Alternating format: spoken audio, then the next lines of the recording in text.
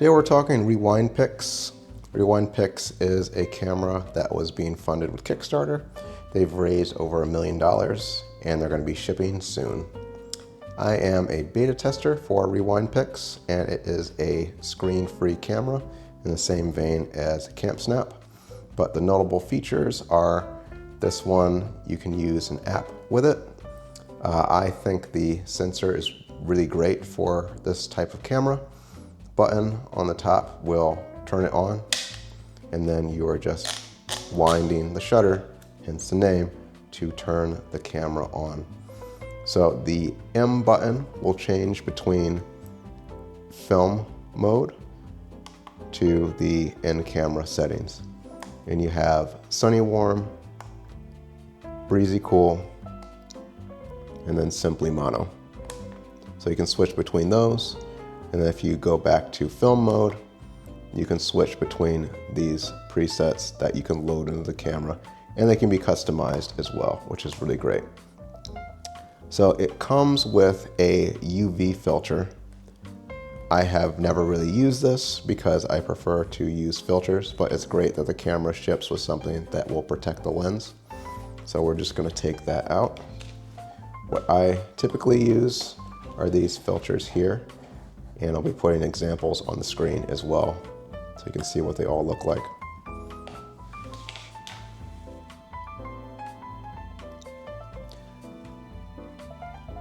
This one is the star filter, and as long as you have a filter that is 43 millimeters, you can use it on the camera. So that just screws in here. And what I like about the star filter is taking shots at night and then getting that nice, flicker from the lights you're shooting. It works well during the day too, but like it shines most at night. And then it doesn't come with a lens cap, at least not for the beta testing camera, but I got one on Amazon. So for the app, I'm going to go through that as well. So it's for iPhone and Android.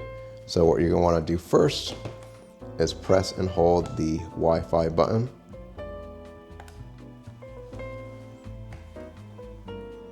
And then you want to go to your Wi-Fi settings.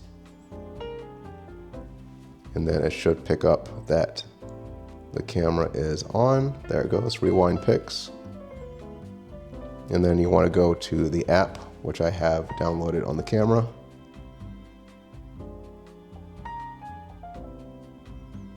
And then it will load and you will see an icon of the camera, and it will let you know what you have.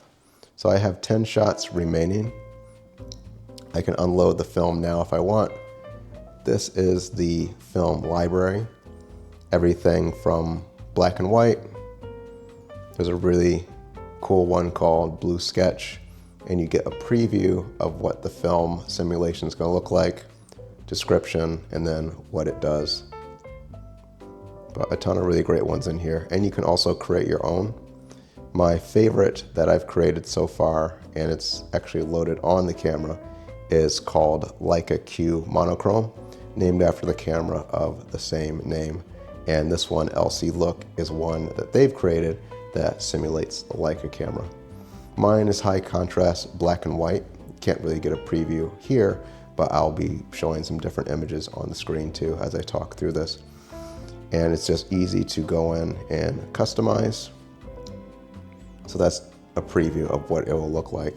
And you can change brightness, contrast, saturation, that sort of thing.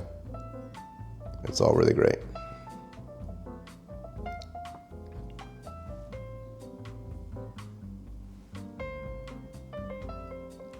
So I have BWIR, which is an infrared film stock. That's what that looks like. BWLC. This is more of a subtle black and white. And then, like I mentioned before, my own created Leica Q monochrome. So even though I have shots remaining, I'll unload so you can see what it looks like. I'm going to tap that, and then it's going to access the camera, and it's going to take the photos off the camera.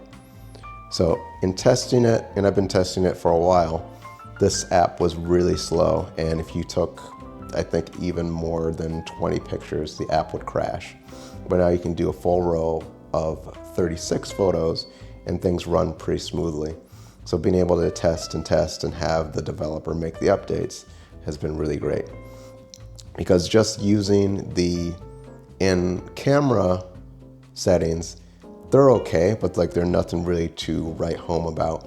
But if you just want to shoot infinitely, that's where that comes in, and you never really have to worry about running out of film stock, so to speak, because that's what's in the camera. So it's processing, and I've noticed that if you have all custom film, it takes longer to get all the photos off the camera and onto the phone, so to speak.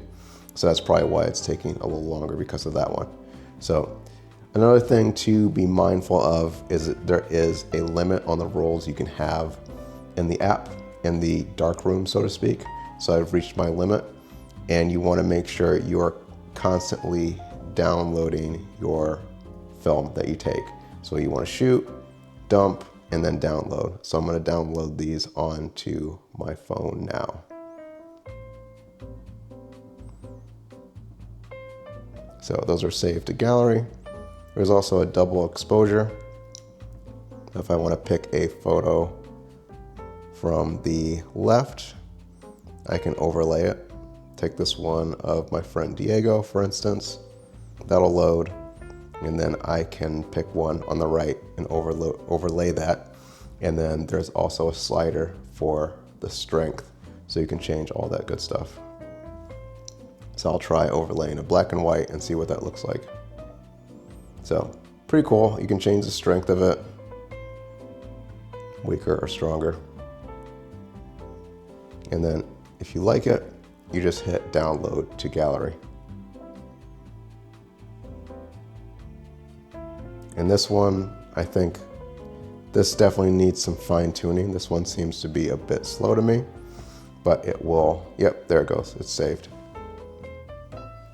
So let's load some new film into the camera. I want to go back to film stock, and what you want to do is tap and hold each one of these, and you just want to eject it. You hit clear. So clear, clear, and clear. So I will do cyber warm. That's what that one looks like. Night shots are preferred for this, but I use it whenever. So you want to tap here where it says empty, and then now cyber warm is inserted. I'll also do ember, which looks like this. And then fade color is also one of my favorites as well. And that will go in the C3 slot. So I have a whole new set of 3, and then you want to go back to the camera, and then you want to load film. So it asks you if you want to load these, and it lets you know what's going to be going onto the camera. You hit load film. It'll let you know that it's done. It says film is loaded, and you can disconnect the camera. So 36 shots, like I mentioned. I hit got it. I can eject this, turn off the Wi-Fi on my phone, and then to turn the Wi-Fi off the camera, you are tapping and holding until that disappears. So now I have cyber warm, ember, and fade. So those are all set up. Other filters I like using are here. This one is, what is this? This is the black diffusion filter, 1/4. Really like that a lot. Soften things up in the photos. And again, takes off that digital edge. This one is my absolute favorite. This is also from Walking Away. It is the retro soft filter, also 43mm like the rest of them.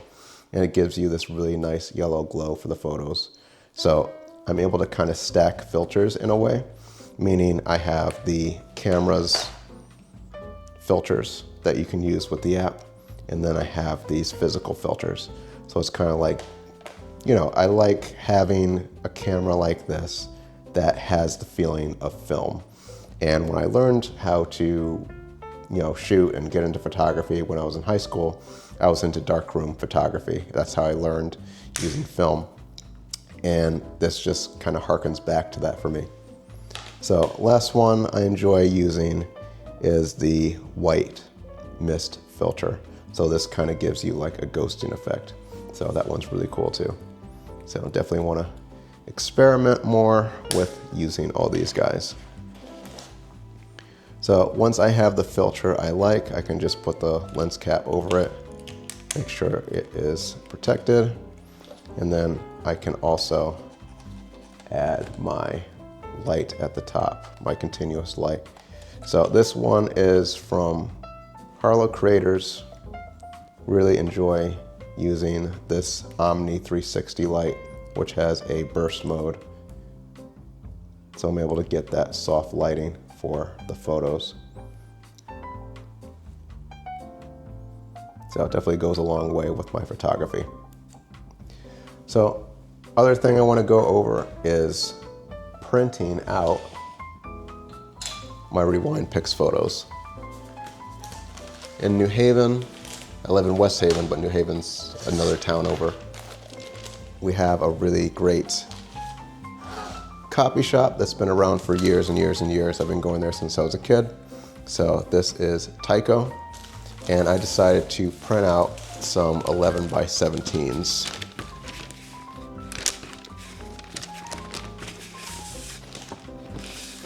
So I've got these two that were printed from the camera. And with digital photography, printing my work isn't something that I've done often, but I was generally curious to see how things would look from a print. And I could probably go a little bigger than 11 by 17. I think the camera has enough megapixels for that, but I wouldn't go like huge, like it's not a Hasselblad or anything, clearly. So this one is the Metro North train station in West Haven. There's an overlook bridge sort of thing where you can go from the New Haven side, the Milford side, to the side heading towards New York. So this is something that I pass every day, and one of the ways I've been using this camera is to document what I do on the day-to-day. I think I've probably taken over 1,500 photos at this point with the camera, so I've really enjoyed using it. This is from Atlanta. Again, same print size. I believe I use the star filter for this because you're getting that streak, and I absolutely love just the hazy softness I get from this photo, and it just does a really great job at giving you like a film simulation. So I'm really happy with the way those photos came out. And what I'm most excited about is being able to create a photo book out of my Rewindpix photos. A friend of mine put me on to this brand called Chapters, and you can make some really cool photo books with that. So this is one of the stock covers that they have, and then I just titled it Rewindpix Photos because that's what it is.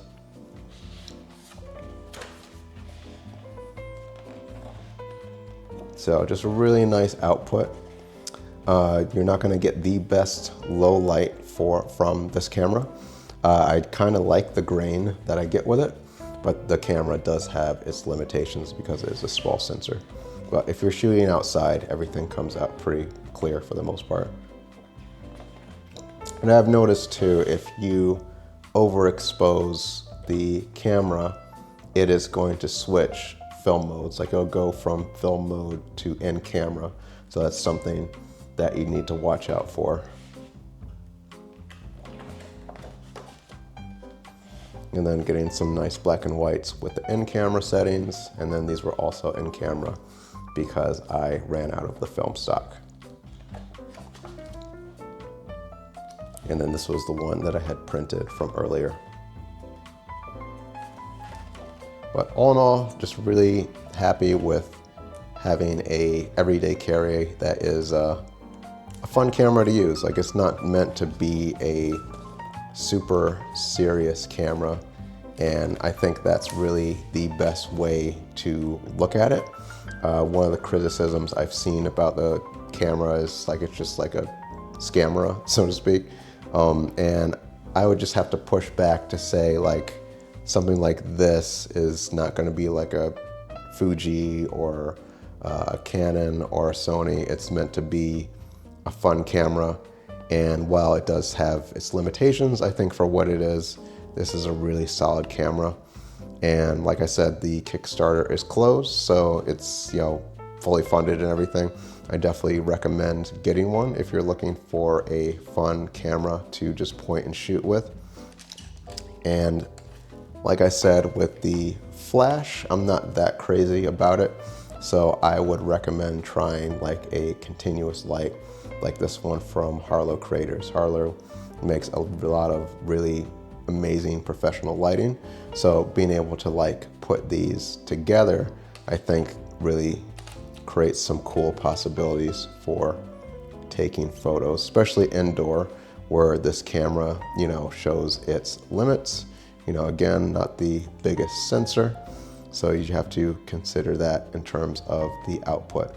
So while I can get crisper photos from my phone, I would say having a lot of photos on my phone and filling up storage, it's kind of a hassle, it's kind of a drag. So I love being able to like put my phone down and have just a dedicated fun camera. And if I want to have something more professional, I will use my Canon or another camera like that. So there's always more to cover and learn about this camera, but I think that will do it in terms of the accessories and how I use the camera on a day-to-day basis. And if you have more questions about it, feel free to hop in the comments and let me know if there's something you want to see in a future video about how I use the Rewindpix for my photography. And that will do it. I hope you enjoyed this video. I like having the format where it's just the top down, and I'll be doing more of these. So I will see you on the next one.